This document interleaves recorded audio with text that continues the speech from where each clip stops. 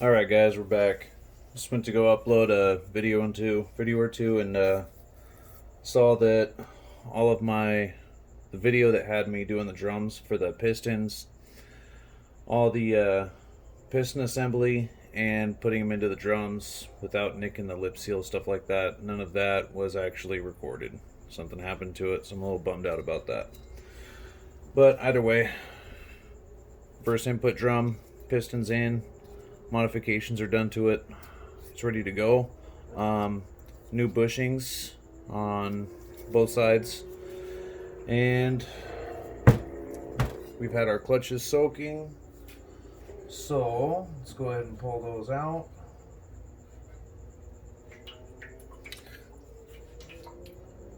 A little wet still. All right. Let's see here. Let me just set these down right there. Alright, so moving on. You've got your dish plate. So it's concaved one direction.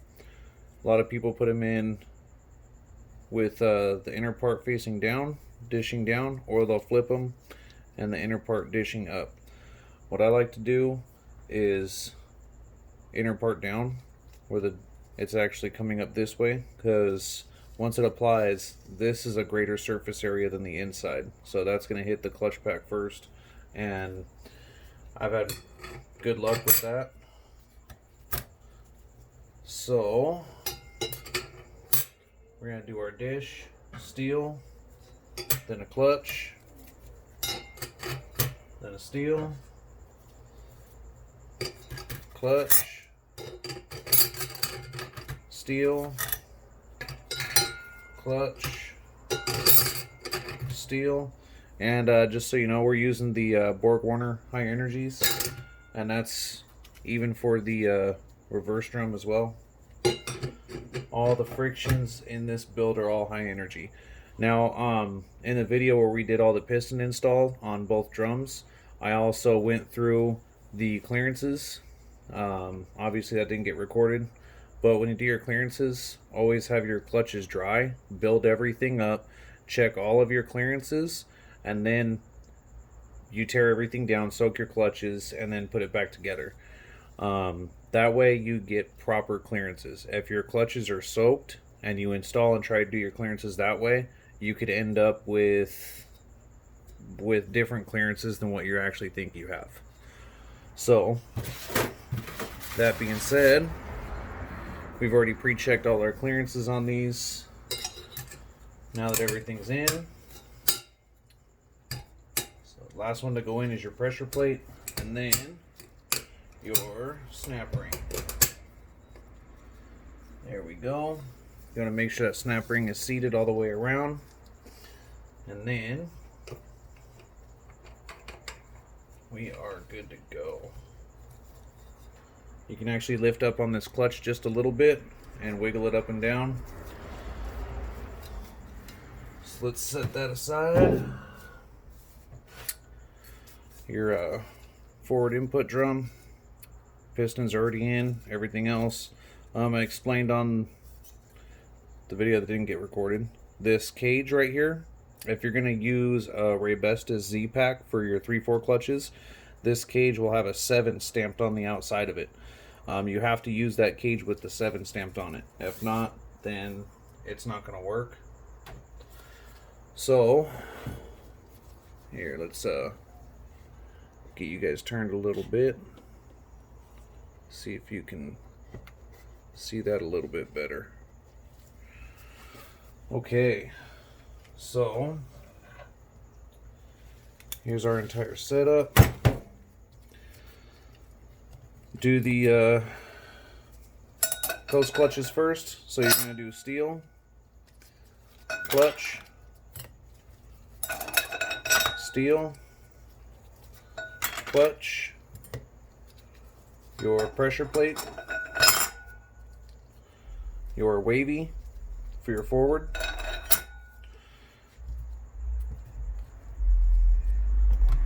then a steel for your forward, and then That video I also did the Sprag assembly, but since that we didn't get that, the biggest thing is you want to make sure that your bushings are good, or when you install new bushings, pre-fit everything after you install your bushings to make sure everything's good.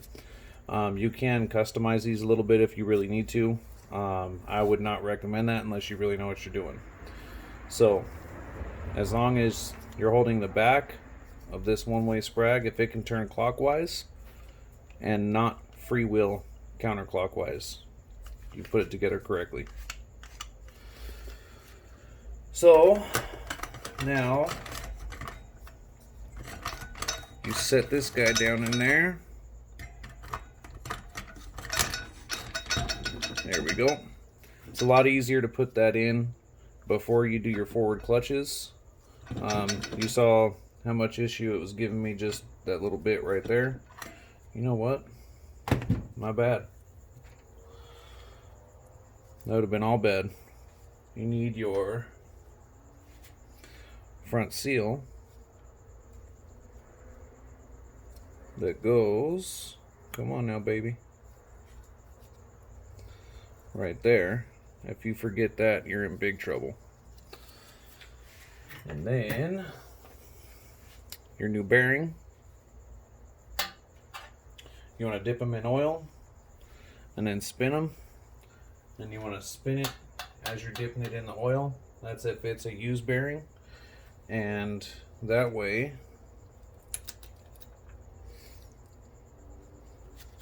it'll get all the any trapped dirt or old fluid or anything like that that's stuck in there. It'll get that out of there. Okay, there we go. Now we're better. Okay. Oh shoot. Hold on, got someone walking up. Be right back, guys. Okay, sorry about that. Alright, now you get your one-way Sprag assembly in. Now we're going to go with our forward clutches. So we already got the steel in, the wavy and the steel. So now you're going to do your clutch, then a steel, clutch, steel. Come on now, don't be mean.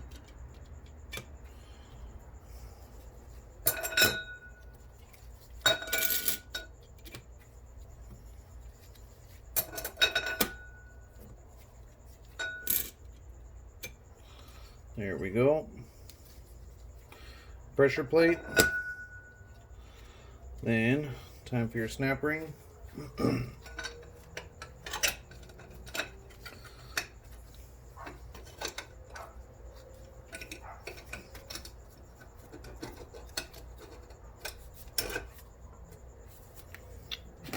this guy.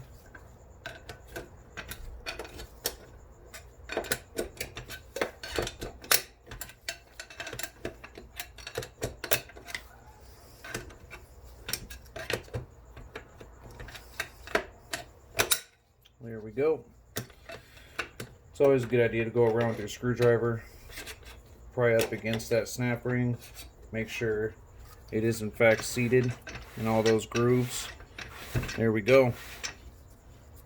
Looking good.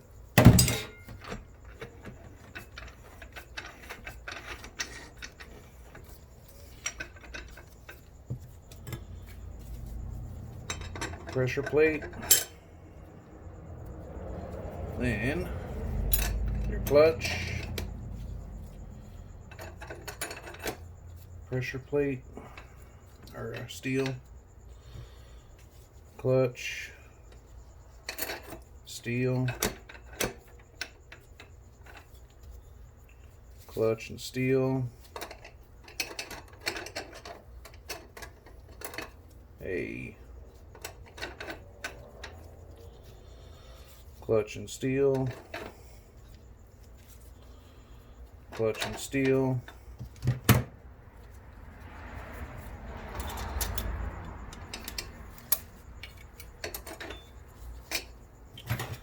pressure plate.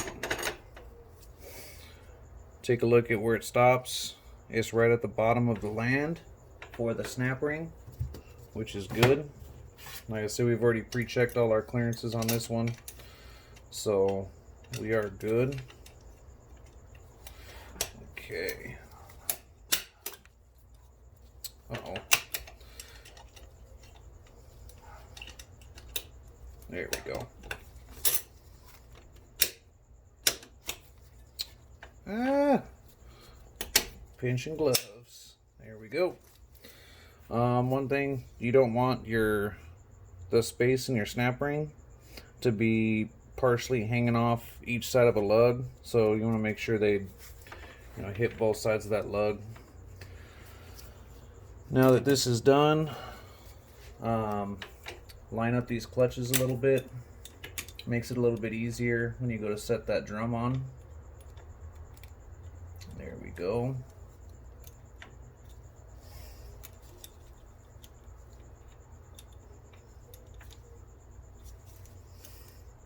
Perfect. Okay. Now, let's flip her over. We can do a quick air check. As long as I don't knock the camera over. Engine brake. Forward. And 3/4. Perfect.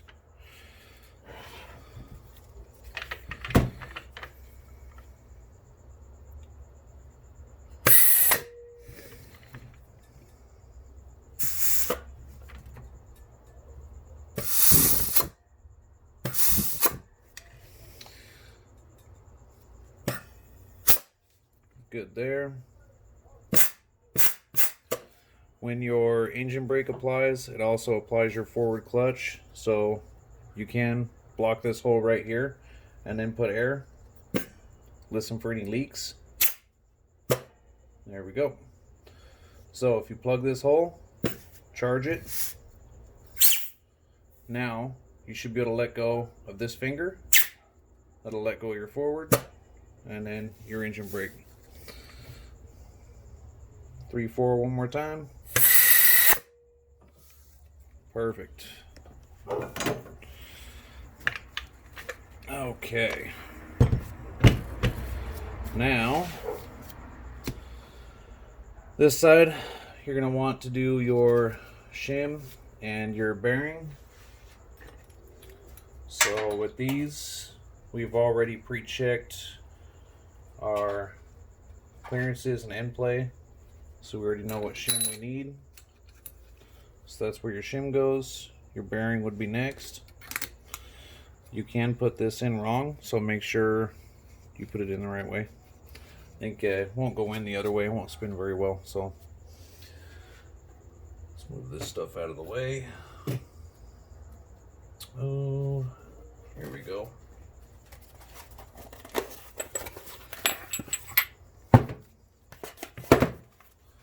So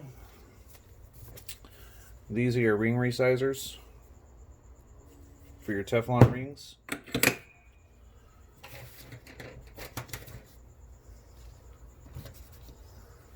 Should have 4 of them.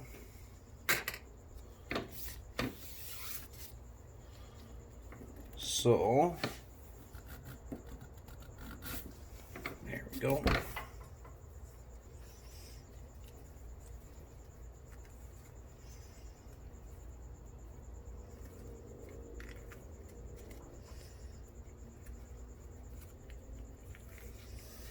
All right, so there's our bottom.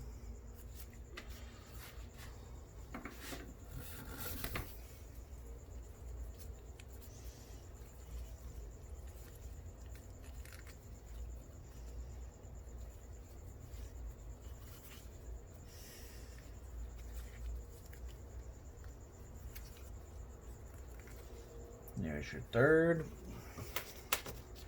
Let's go for the second ring.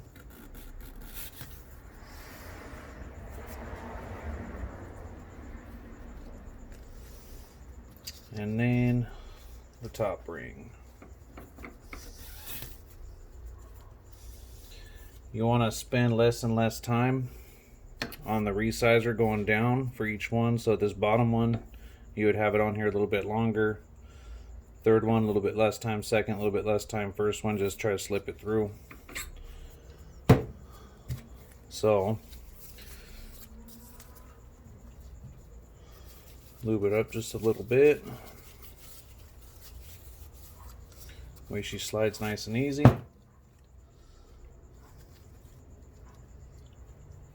You can actually mold these with your hands if you want to. That's definitely not going to be you won't be able to do that for the final assembly, but this will get them shrunk down at least a little bit for making that resizing tool slide on a little bit easier.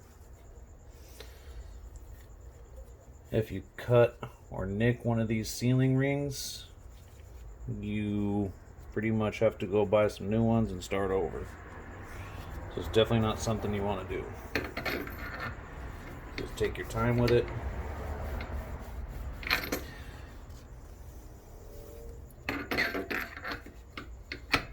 There's one, two. See.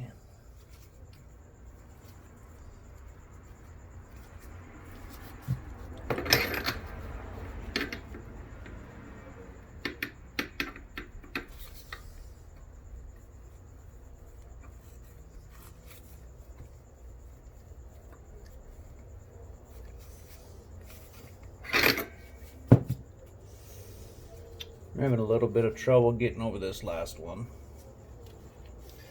I definitely don't want to just shove it down there.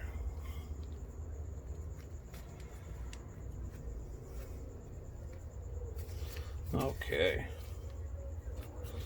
I'll go with the more bevel side.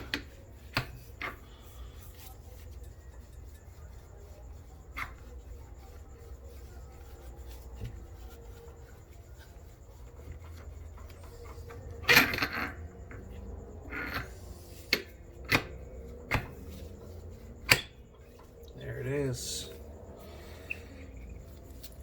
So now that that's on, leave that on for 10-15 minutes. So you can go ahead and set that aside. I'll set that on top so we don't lose that. And then we'll go ahead and move on to the next step.